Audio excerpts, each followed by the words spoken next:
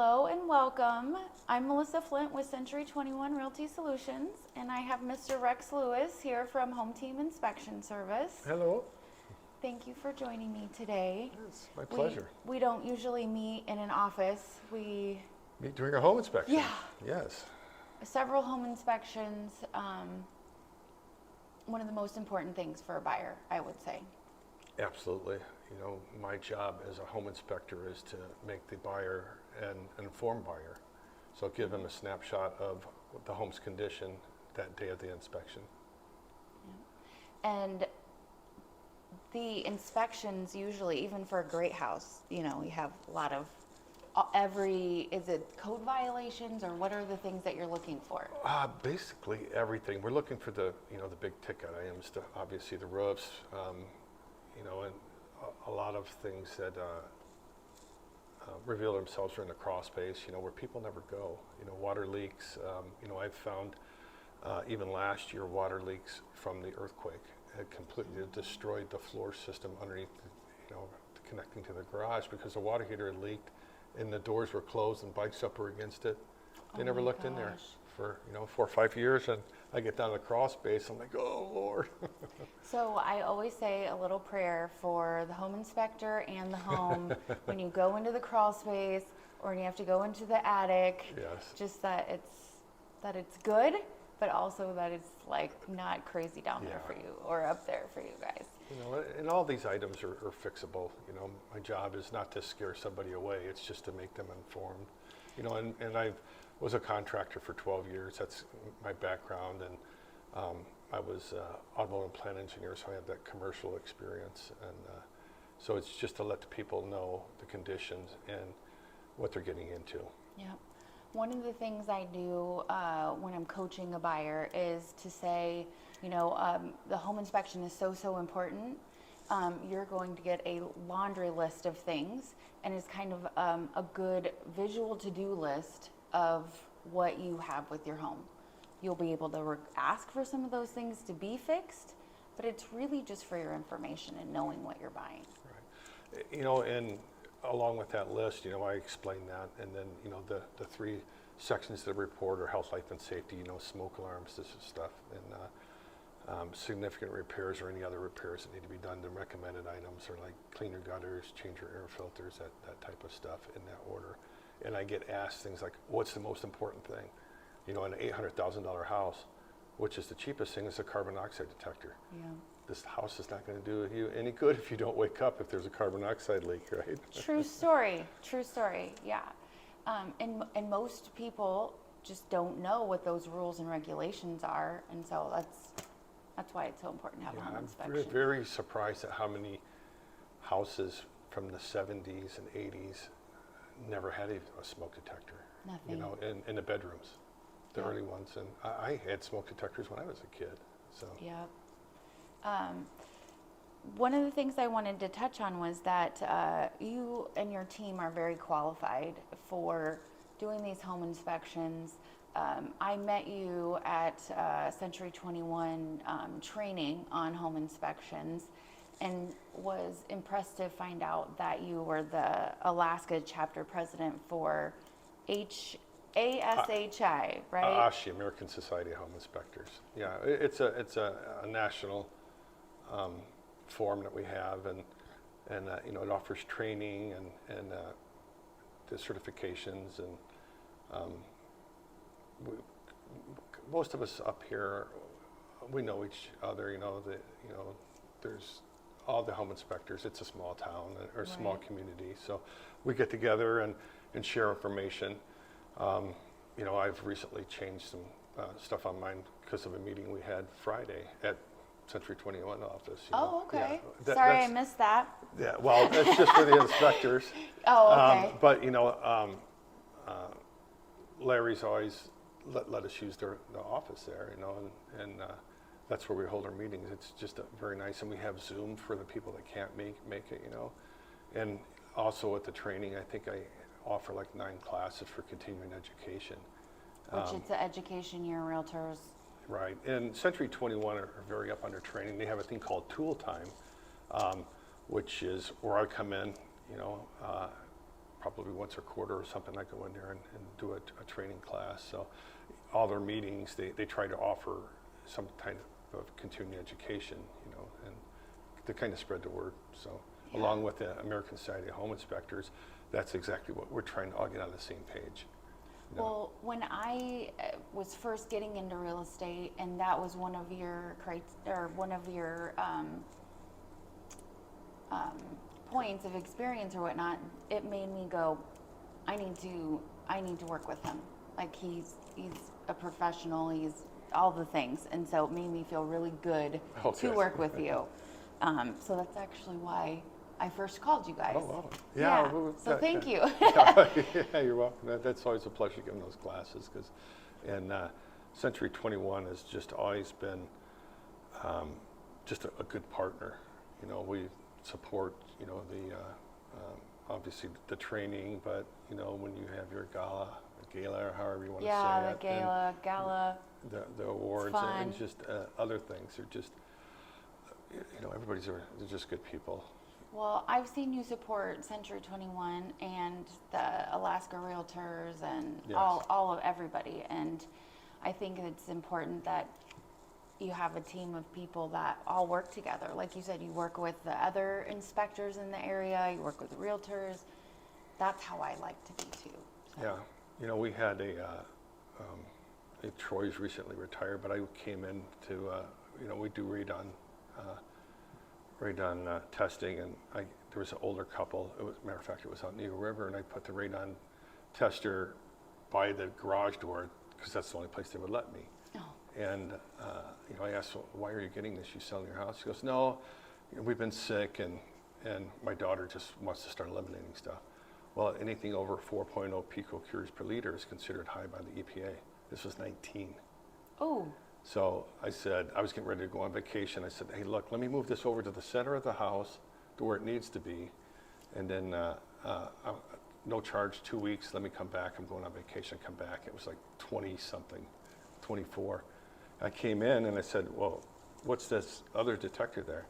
And the client said, well, you know, I talked to somebody, they said your detector must not have been calibrated. I'm like, no, this one's brand new, it's 2 weeks old. Yeah. So I found out it was Troy, so I called Troy, let me find out what your reading was, and his was the same as mine. So, you know, the people obviously had to do mitigation, because that just scared the crap out of me. I told them, so well, you need to open your your crawl space vents. Well, we don't have crawl space vents. How long have you been here? You know, like 30-something years. Oh my gosh. So, yeah. So this is one of the things that I really wanted to talk to you about, actually, was radon, because we had one in Palmer pop positive for that, and one of the classes that we took with you was radon, and that house was mitigated and things like that. Can you explain what radon is and why they should be aware of it? Yeah, it's a colorless, odorless gas. It's kind of like carbon monoxide. You know, it comes from decaying soil. It's a derivative of uranium-238, and it's pretty much every place, whether you get the concentration, you know, which is the gas breaking down into your house, and that stuff will get in your lungs, and, you know, it's kind of like asbestos over a long time. You know, it causes cancer. I think it's the number 2 cause of cancer in the United States, I think behind smoking. What, is there anything that can, like if there's an earthquake, does that move things around? It does, yeah. Okay. You know, anytime the soil is disturbed like that, you can change basically the reading that you had in your home, you know, because, you know, the earth moves and exposes things. Okay. So anything over, it's measured in picocuries, so anything over 4.0 picocuries per liter is considered high, and mitigation should be done. And radon, it's actually Alaska. I was doing some research. We're like in the top 10 places for radon, like within, like from the lower 48, something like that. My stats are off, please forgive me. But it was surprising to me how few people have radon tests done as home buyers or sellers too. Overall, the testing is, it's just came in. When I bought the company in 2018, the reason I started doing it was a lot of relocation companies require mold and radon, and you know, Home Team didn't do either one of those. So I, you know, got the training on that and started buying the. I think we have 5 testers now, You know, at the beginning, they're like just this little box that sits on a tripod, and it's $1,500 for one of those things. So we charge, I think at the time, well, it's $215 now with an inspection. It's just an ancillary item that we offer, you know, as part of the inspection. And then we come in and set that machine. It has to set for a minimum of 48 hours. And the one that we use is accepted by everybody. It takes a reading every hour and takes the, you know, like the temperature, the humidity, and that type of stuff. And where you want that is on the lowest living area. Like if you have a basement that has bedrooms, you know, that's where you want to take the test. Okay. We had one pop high. I was representing the seller. The buyer had requested it, and the seller paid for that to be mitigated or remedied, or you know, and fixed it. And it wasn't as expensive as I thought it would be, but the people that were living there before had complained of some things, come to find out after the fact, because I let them know, hey, this is going on. And you know, unfortunately in Alaska, there's not, the mapping is not there. You know, it shows the high in Alaska is like Delta Junction and Fairbanks. Alaska's, Anchorage is all like in a gray area. You go to the lower 48, like I think Ohio, they can tell you what side of the street it's on. It's required by the EPA to be reported, so they have active mapping. The person we've been working with is Art Nash. He's one of the foremost experts he's working at the University of Alaska Fairbanks. And I actually had him speak on mold at our last meeting, and ASHI meeting, and this summer, I think, or early this summer, he gave a presentation on Radon. So cool.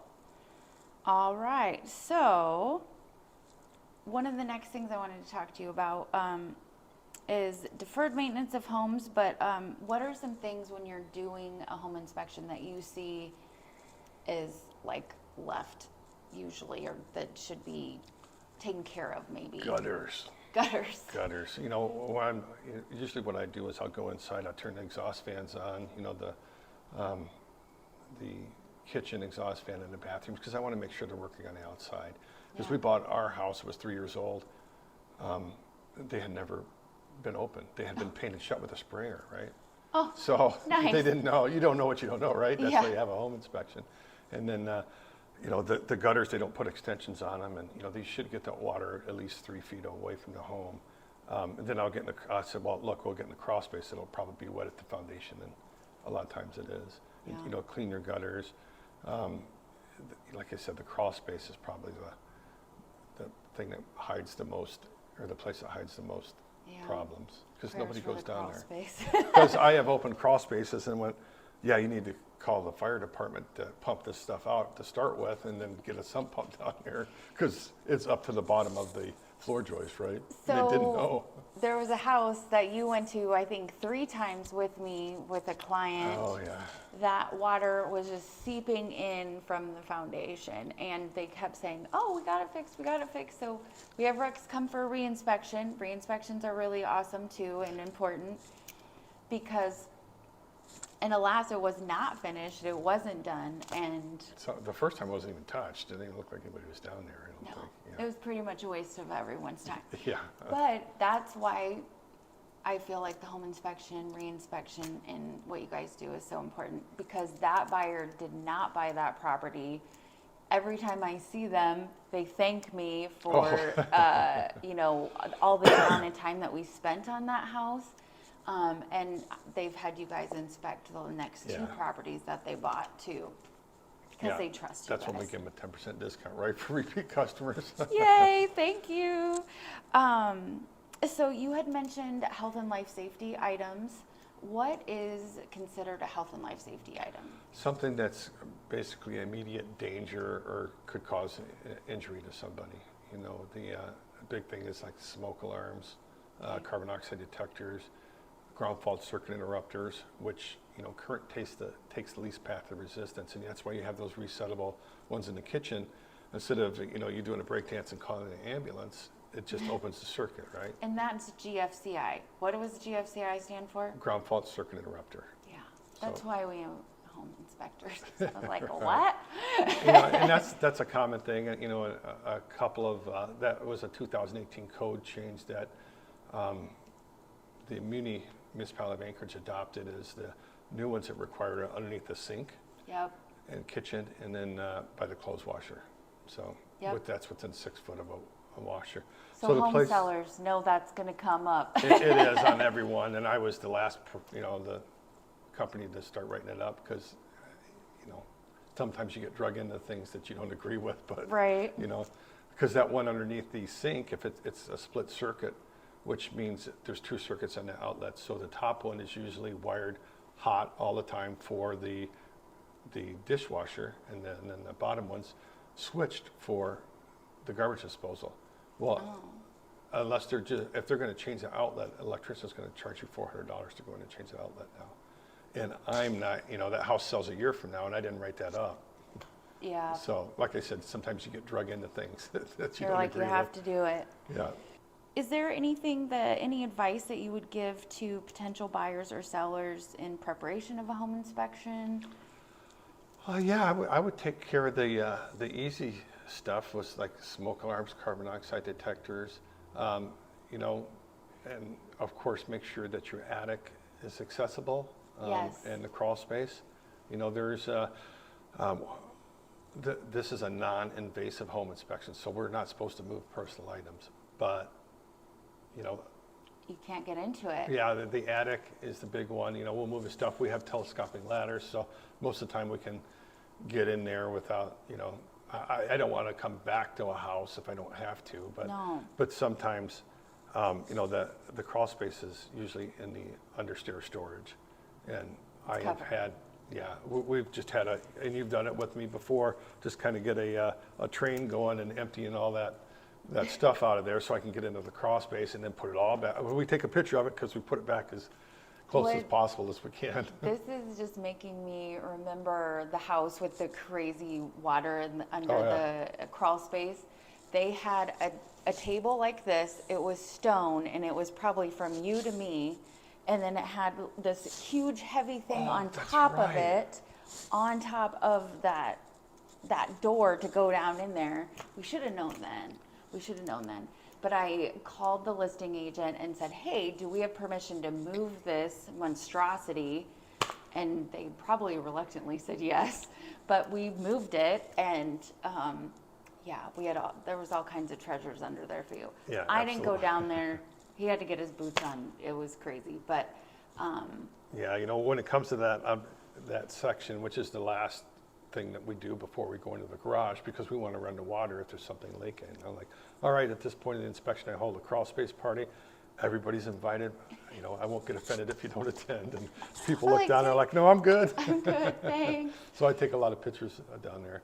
During an inspection, I'll take between 150 and 200 pictures. We may only use 20 of them, but I can walk completely through that inspection and if somebody has any questions. So. Yeah, I just think it's a great peace of mind to be able to offer that to buyers and sellers, honestly, just to know what's going on in your house. I should probably have one done for my own house. We'll probably be going on the market in the next year or two if we don't rent it, and be good to know if there's anything going on. Yeah, we do quite a few pre-listing inspections, and that's just for that reason. Yeah. And then we do them for a lot of agents will, somebody's been in a house for 30 years, and they think their house is perfect, and they can't get the agent's trying to say nicely, like, you need to fix and update some of this stuff, and they use us kind of as a reality check. They go in and they get this big long list because nothing's been done in 30 years, right? Yeah. So That's a good idea. I haven't done that yet. We've done quite a few of those, and it's it's all on how you present everything too. You don't want to offend somebody going into their house, and that's one of the reasons why people don't want the sellers there, because you don't want to talk about somebody's house in front of them, and that's their pride and joy, but you're walking in, you're wanting to discuss things. And I always tell people, there's eyes and ears, just figure there are. Don't be discussing any, any deals, because I've had that happen before. And the smart houses hear everything.